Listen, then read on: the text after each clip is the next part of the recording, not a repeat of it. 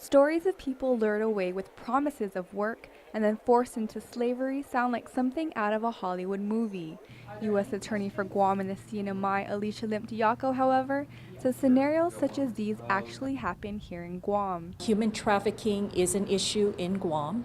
Our Human Trafficking Task Force in Guam, through our Outreach and Research Working Group, is looking at ways in which to assess the scope of the problem here. Many of the victims here in Guam are smuggled from other countries in the region. Unfortunately, victims are lied to, they're deceived, they are made promises, they are then forced into becoming a prostituted worker or to perform other labor. Again, for little or no pay under abusive or threatening situations, and again, through force, fraud, and coercion. As a result, the U.S. Attorney's Office is launching the Blue Light Initiative, an initiative by the Department of Homeland Security and Department of Transportation to provide the aviation and visitor industries with training needed to better report potential trafficking victims and their traffickers to federal authorities. Organizations within this industry that want to participate can contact the AG's office for more information.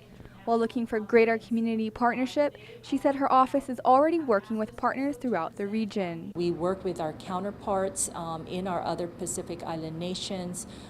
We come together in forums where we can talk with each other, share information. Limtiaco stresses that sharing information can make all the difference and that we should all be aware of the signs of trafficking, some of which include people living with, fearful of, or submissive to their employers, unusual restrictions at work, people with signs of physical or sexual abuse, signs of coaching or being controlled, or people whose identification documents have been taken away. A victim may look like anyone you see down the street or on the street, and it really isn't until we take the extra time, the extra few minutes to maybe just be a little bit more observant, to ask a few more questions. It only takes that phone call or that message that gets passed on from one person to another that may actually save a person's life.